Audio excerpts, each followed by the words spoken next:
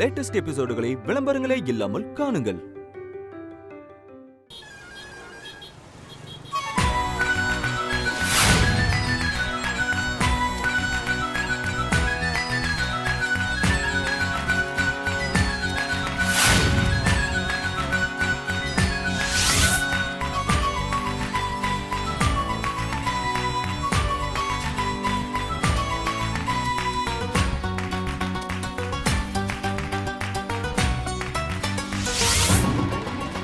ஏய், நீ சும்மாரு, நான் பாத்துக்கிறேன்.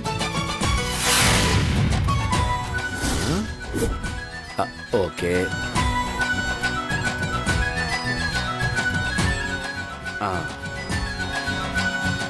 இதுதான் கரெக்டா இருக்கும். இது போதும். இங்க பாரு, எல்லாத்தையும் திரும்ப வச்சிரு. சரியா? போ.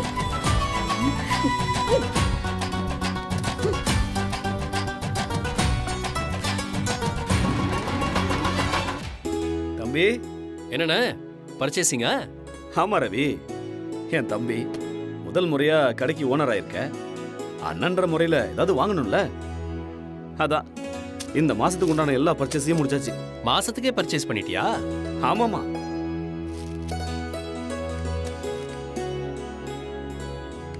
டே ரவி, வர வர உங்க அப்பங்காரனை ரொம்ப ஓவரா தான் நம்பிக்கிட்டு இருக்க. நீ நினைக்கிற மாதிரி இருந்தாலும் அவ்வளவு நல்லவன்லாம் இல்லடா. இதெல்லாம் நான் சொல்லி தெரிய தேவையில்ல, உனக்கே சீக்கிரமா புரியும். ஆமாண்ண, அப்பா அம்மா யாருங்கிறது உனக்கும் சீக்கிரமே புரியும். பாத்தியா? சரி விடு, எதுக்கு நமக்குள்ள தேவையில்லாத பேச்சு. நீ என் தம்பி, கடை திறந்திருக்க, நானும் குடும்பத்தோட வந்து விழாவை சிறப்பிச்சாச்சு. நல்லா இருடா தம்பி. சரி சரி, விலை போடு.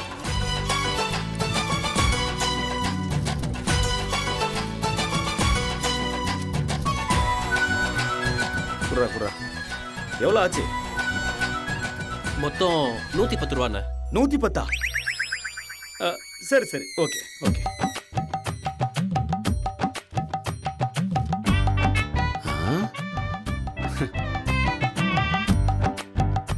டே ரவி, 10 ரூபா இல்ல பரவாயில்ல, இருக்கட்டும். தேங்க்ஸ் ரா ரவி. பஸ்டா. பை.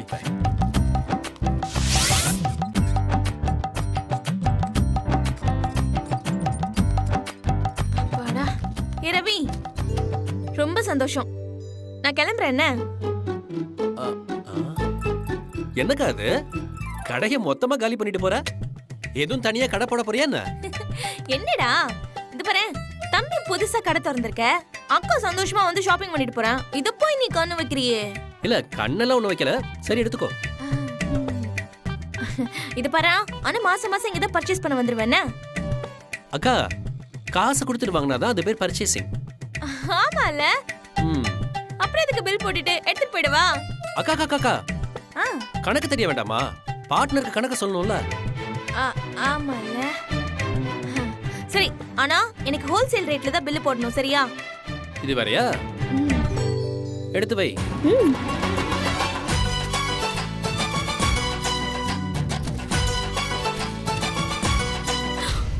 அச்சச்சோ. எனக்கா? டேய், அரிசி மூட்டைய மறந்தே போயிட்டேன். 50 கிலோ இருக்குல்ல, நான் போய் எடுத்துட்டு வரேன். நீ பில் போடு.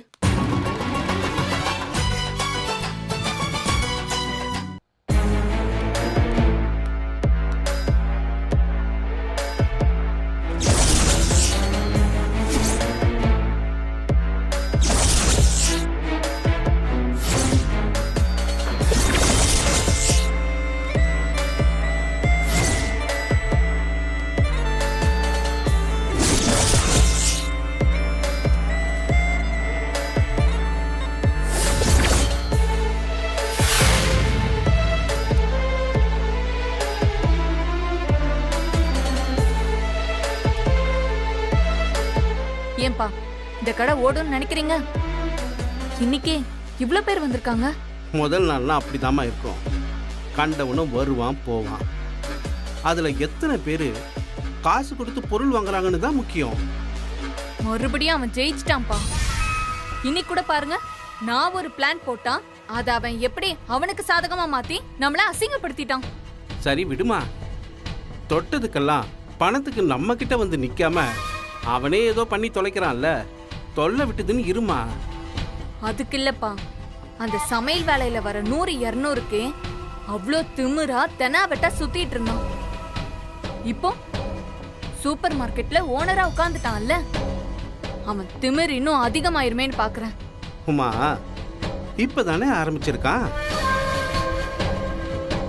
அவனை உடனே விழ வச்சா அடியும் வலியும் ரொம்ப கம்மியா தான் இருக்கும். இன்னும் கொஞ்சம் உயரத்துக்கு போகட்டும். அப்ப தட்டினா விழும்போது வலி ரொம்ப அதிகமா இருக்கும். அதுக்கப்புறம் அவன் எந்திரிக்கவே மாட்டான்.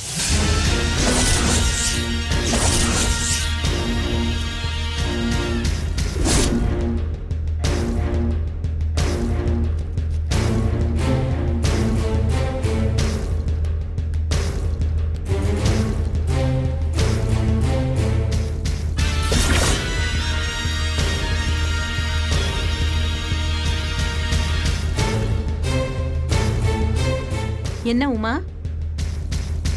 உன் புருஷனுக்கு புதுசா ஒரு பார்ட்னர் கிடைச்சிருச்சு போல இருக்கு. என்னம்மா என்ன, எதுக்கு இப்ப தேவையில்லாம இதெல்லாம் பேசிட்டு இருக்கீங்க? புதுசா ஒரு பிரச்சனையை கிளப்பி விடலான்னு பாக்குறீங்களா? என்னம்மா மேகலா, உங்க அம்மாக்கு எதுக்கு இந்த வேலை? அது ஐயோ, அந்த கடவுளுக்கு அறிய நான் எதுக்கு சாமி அடுத்தவங்க வம்புக்கு போறேன்? ஒண்ணுமே இல்லாத ஒரு ஆம்பளை ஃப்ரெண்டுக்கு அவனோட பொம்பளை ஃப்ரெண்டு ஒரு 15 லட்சத்தை சும்மா தூக்கி கொடுத்துருவாளா? இந்த காலத்துல யார் அப்படி இருக்கா? எவ்வளோ ஒருத்தி அப்படி கொண்டு வந்து கொடுத்தா என்ன ஏதுன்னு தெரிஞ்சுக்காம நீங்க இருக்கலாம். ஆனா எனக்கு என் பொண்ணு மேகலா எப்படியோ அதே மாதிரிதான் உமாவும். என்னமோ நீங்களே பாத்துக்கங்க. நாளை பின்ன எதுவும் பெரிய பிரச்சனை வந்துடக்கூடாது இல்ல? உமா, நானும் உன் நல்லதுக்கு தான் சொல்றேன். அவங்கள பார்த்தா எனக்கும் கொஞ்சம் நெருடலா தான் இருக்கு. நீ கொஞ்சம் பார்த்து நடந்துக்கோ உமா. நம்ம நல்லா இருக்கிற காலத்திலேயே இந்த புருஷக்காரனுங்க அங்கேயும் இங்கேயும் பார்த்துக்கிட்டு தான் இருப்பாங்க. நீங்க வேற இப்போ மனஸ்தாபத்துல இருக்கீங்க. நல்லா யோசிச்சுக்கோமா.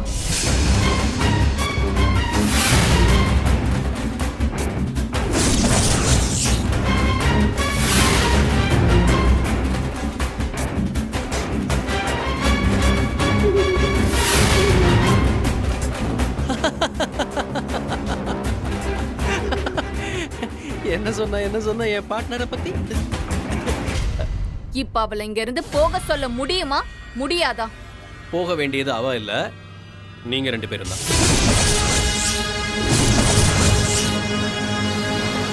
விழாவுக்கு வந்தீங்க, விழாவை நல்லா சிறப்பிச்சிட்டீங்க.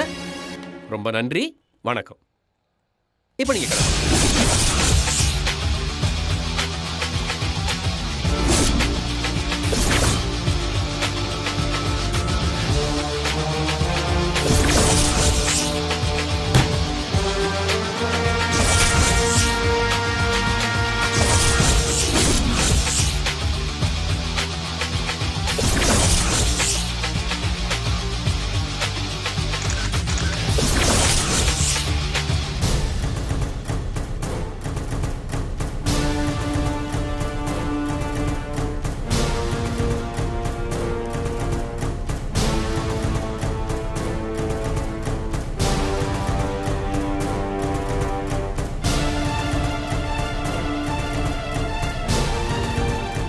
உமா, ஒரு நிமிஷமா.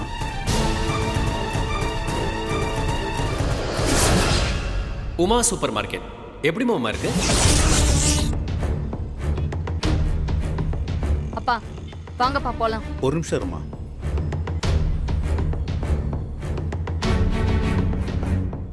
அப்பா எனக்கு இவங்க கிட்ட பேசலாம் டைம் இல்ல.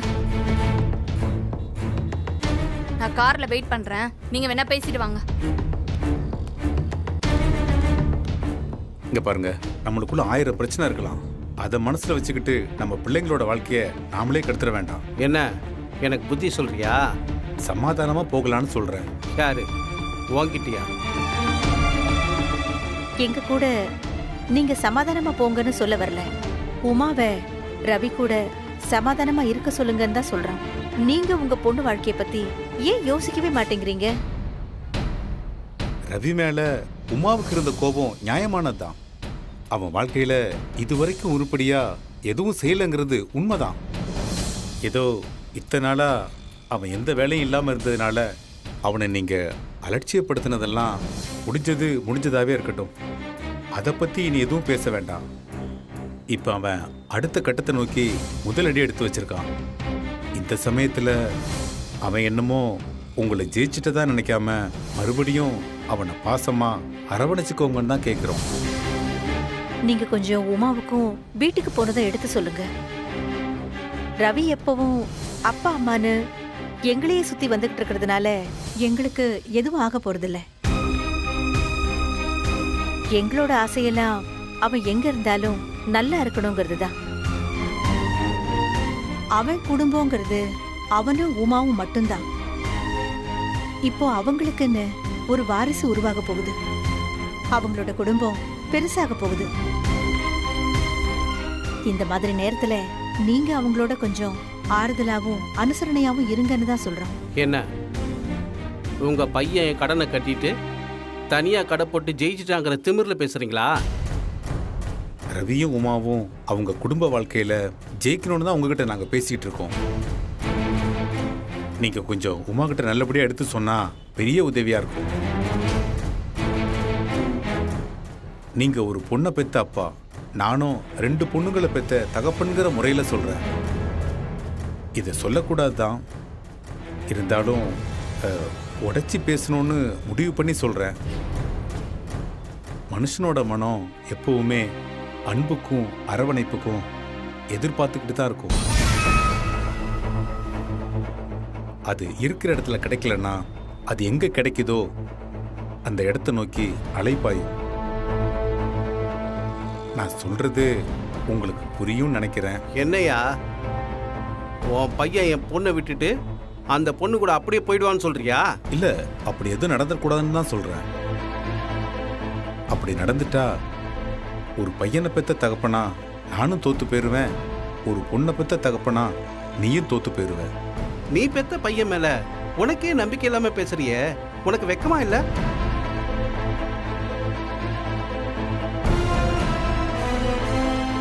இங்க பாருங்க, இதுக்கு முன்னால பண்ண மாதிரி இந்த விஷயத்திலையும் ஆத்திரப்பட்டோ அவசரப்பட்டோ எதுவும் பண்ணாம அவங்க 2 பேரோட எதிர்காலத்தையும் மனசுல வச்சுக்கிட்டு நடந்துக்க பாருங்க.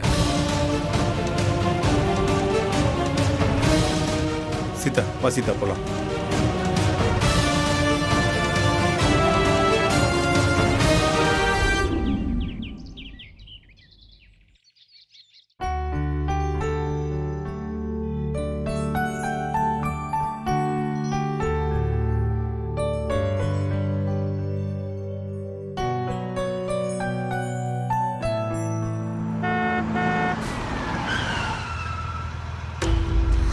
ஐயோ,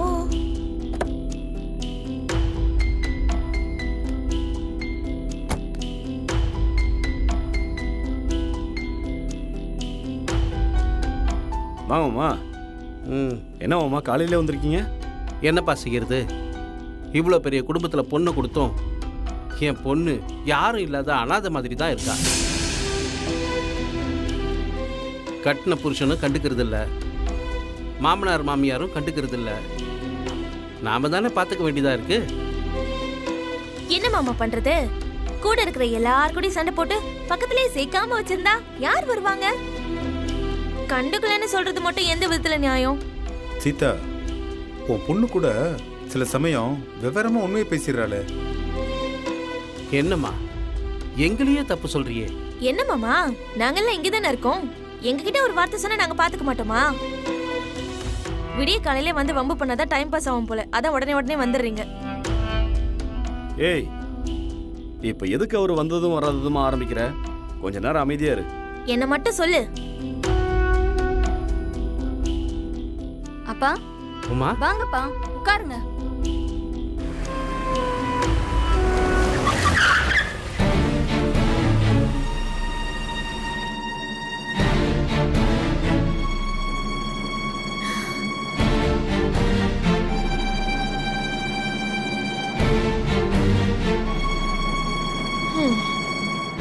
அந்த ஆள் வெறும் வாயிலே நல்லா வாசிப்பான். இப்போ நான் என்ன வர வருது, என்ன நடக்க போதோ? ஏய் சும்மா இருக்க மாட்டியா நீ? இந்த நாள் இனிய நாள். வாமா வாமா வா. எப்படி இருக்க? Hi aunty. வாமா. Hi uncle.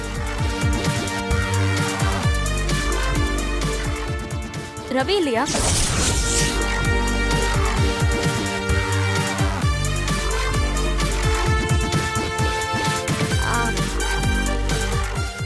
உங்களதான் கேக்குறேன். ரவி இல்லையா?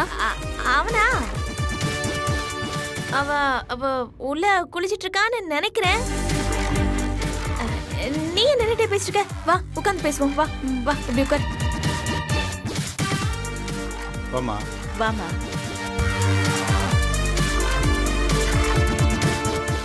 காஃபி சாப்பிட்றியாமா? இல்ல ஆண்டி, பரவாயில்ல இருக்கட்டும். நானும் எத்தனையோ வகையான பார்ட்னர்களை பார்த்துருக்கேன். ஆனால் டெய்லி காலையில் வந்து பிக்கப் பண்ணிட்டு போகிற பார்ட்னரை இப்போ தான் பார்க்குறேன். சீதா, பேப்பரில் இன்னைக்கு விருச்சிக ராசிக்கு தேவையில்லாமல் வாயை கொடுத்து அசிங்கப்பட வாய்ப்பு இருக்குன்னு போட்டிருந்தான். அது சரியா இருக்கும்னு நினைக்கிறேன். அவங்க என்ன கடையோட பார்ட்னரை கூட்டிட்டு போக வந்திருக்காங்க? அவங்களோட காதல் பார்ட்னரை கூட்டிட்டு போக வந்திருக்காங்க.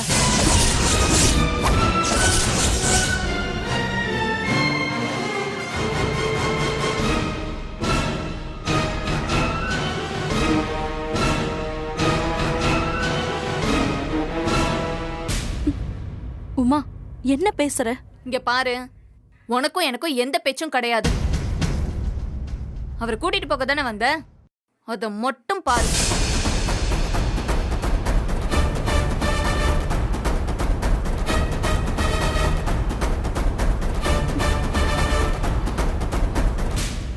ஆண்டி, நான் கார்ல வெயிட் பண்றேன். நீங்க ரவி வந்தா வர சொல்லுங்க. இருமா இரு. ஆனதாச்சு, ஒரு 5 நிமிஷம் தான். இது வந்துருவான் அவன். நீ உட்காரு உட்காரு. டே ரவி, நீ நிக்கிற உட்காரு. டே ரவி, உன் பார்ட்னர் வந்திருக்காங்கடா, சீக்கிரம் வா.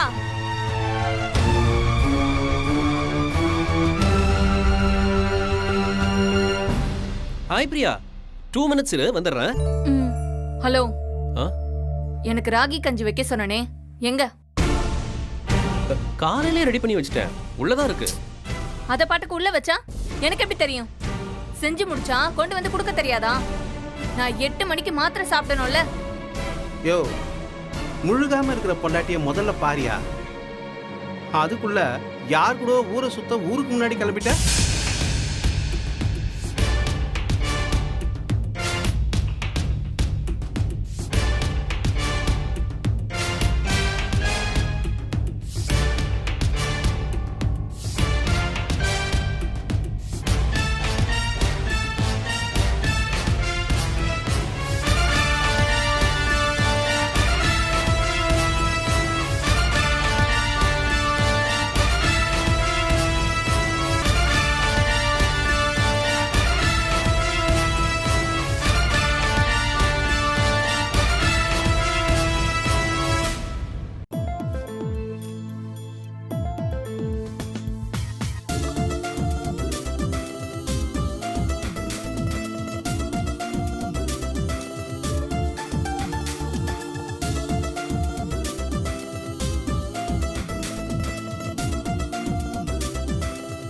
சரி, அப்ப நான் கிளம்புறேன்.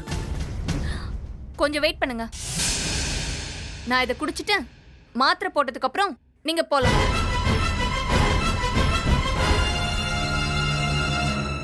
என்னையா பர்மிஷன் கேட்குறியா? அதெல்லாம் உன் பார்ட்னர் வெயிட் பண்ணுவாங்க, நீ இரு.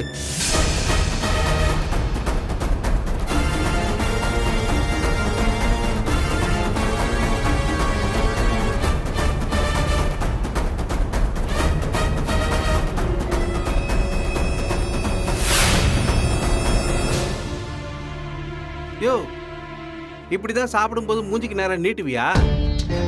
சாப்பிட்டு முடிக்கிற வரைக்கும் வெயிட் பண்ண மாட்டியா?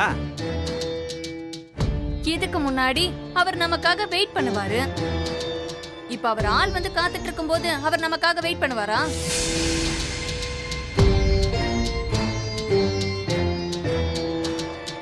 உமா, இப்ப தேவையில்லாம எதுவும் பேச வேண்டாம். என்ன உண்மையை சொன்னா கோவம் வருதா? என்ன உண்மை? எந்த உண்மையை பார்த்த நீ? உங்களுக்கு ஒண்ணுன்னதும் 15 லட்சத்தை சும்மா தூக்கி கொடுத்தாளா? நாங்க பார்த்து உங்களுக்குள்ள எதுவும் இல்ல நம்பணும் இல்ல? உமா, பேசாம சாப்பிடு. ஏய், யார் அவ?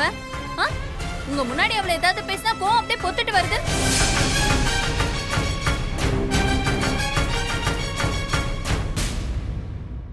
வேலை வெட்டி இல்லாம எதுவும் செய்யாம இந்த 4 வருஷமா என் சாரி பிளவுஸ் எல்லாத்தையும் அயன் பண்ணி கொடுத்துட்டு தானே இருந்த. இப்ப எதுக்குமா அதெல்லாம் பேசிட்டு இருக்க? ஏன், நடந்தது தானே பேசுறேன். அது இந்த வீட்ல இருக்கிற எல்லாருக்கும் நல்லா தெரிஞ்சது தானே. அதான் தெரிஞ்சிருச்சுன்னு சொல்லிட்டேல்ல, அதை எதுக்கு திரும்ப சொல்லிட்டு இருக்க? தெரியாதவங்களும் தெரிஞ்சுக்க வேண்டாமா உன் லட்சணத்தை? புதுசா வந்தவங்களுக்கு நீ யாருன்னு தெரியணும்ல.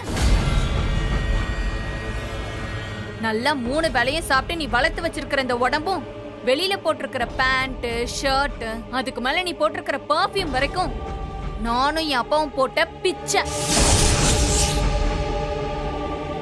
உமா, என்ன எதுக்கு இப்படி சம்மந்தம் இல்லாம பேசிட்டு இருக்க? நான் சம்மந்தம் இல்லாம பேசுறேனா? நான் சம்மந்தம் இல்லாம பேசுறேனா? ஏங்க அவ பேசிக்கிட்டே இருக்கா, நீங்க பாட்டுக்கு வேடிக்கை பார்த்துட்டு இருக்கீங்க.